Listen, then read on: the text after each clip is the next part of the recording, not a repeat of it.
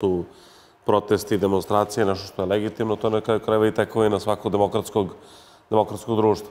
Na kraju krajeva za to smo se i borili, da imamo slobodu da iskažemo svoje mišljenje, da možemo da nekad i protestujemo, da se i ne slažemo, zdravo je biti opozicija, na kraju krajeva za vlast je dobro da ima snažnu opoziciju, ali ono što mi imamo sad s te jedne strane, ono što je zdravo i što bi trebalo da bude normalno, kod nas se to izvitoperilo nešto drugo.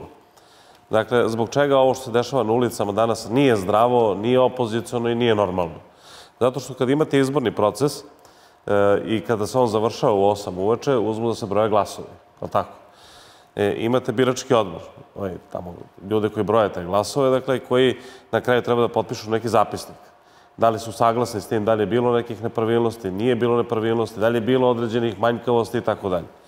Imate ceo dan kad možete da ukazujete na brojne nepravilnosti. Svi zapisnici su potpisani kao da je sve bilo savršeno u redu.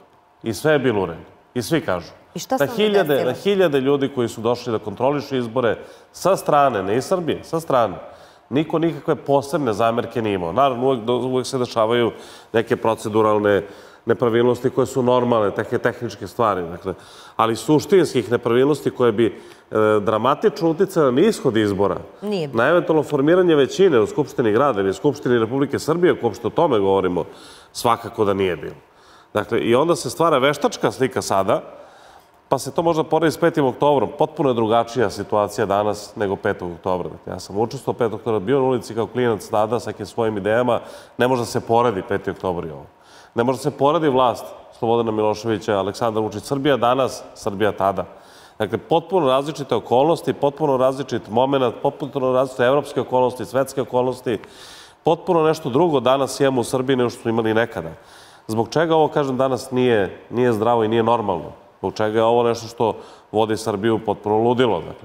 Vi imate ljude koji su potpisali zapisnike, su izbori regularni i da je sve u redu. A onda izađu na ulicu i kažu, pa nije u redu. Zbog čega nije u redu? Zbog čega je potreban taj haos? Zato što oni imaju 4 godine pred sobom naredne, što ona pesma jedna kaže godine bola, godine tuge za njih.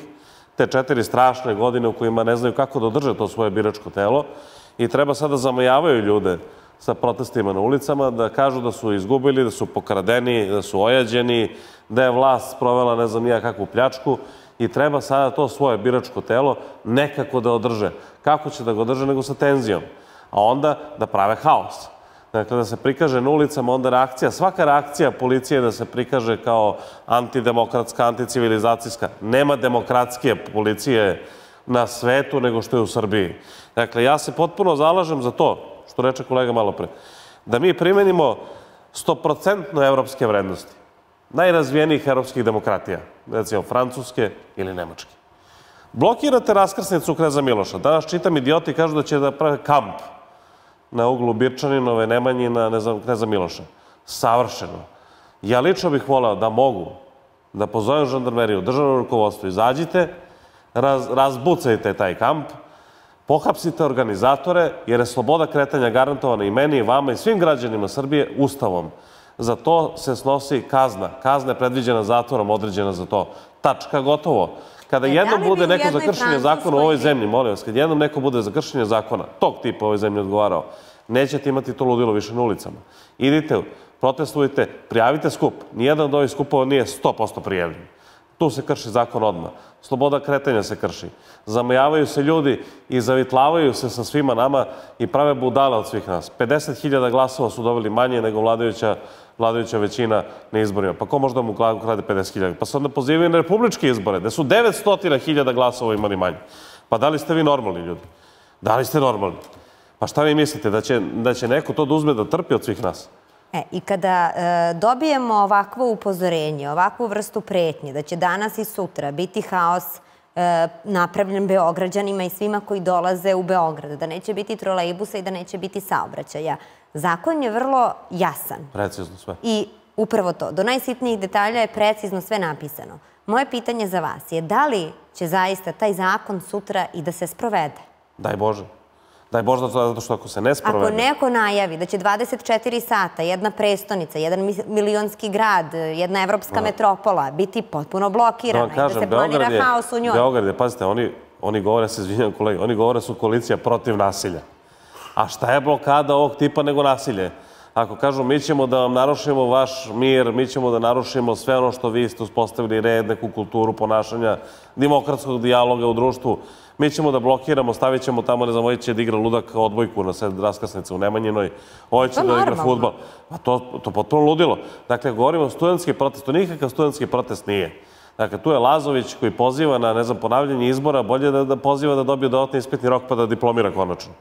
Dakle, bolje je to pametnije, da konačno završi studije. Tu imate glavne, ne znam, Vidojković, onaj nesrećnik što glasa iz inostranstva, dođe ovde pa glasa, pa osporava ljudi iz Republike Srpske.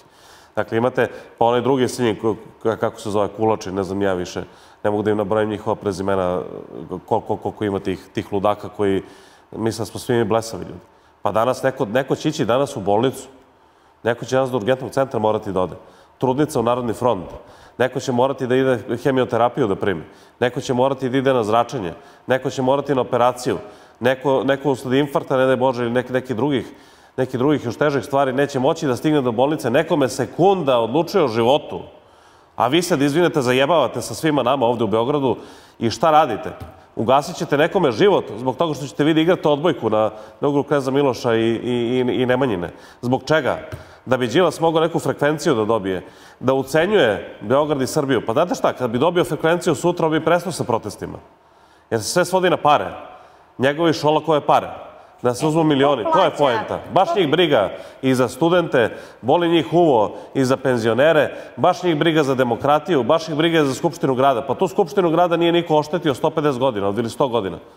Od Austro-Ugara niko nije oštetio. Ko plaća cenu te njihove želje za novcem? Ja bih ovome što je Srba rekao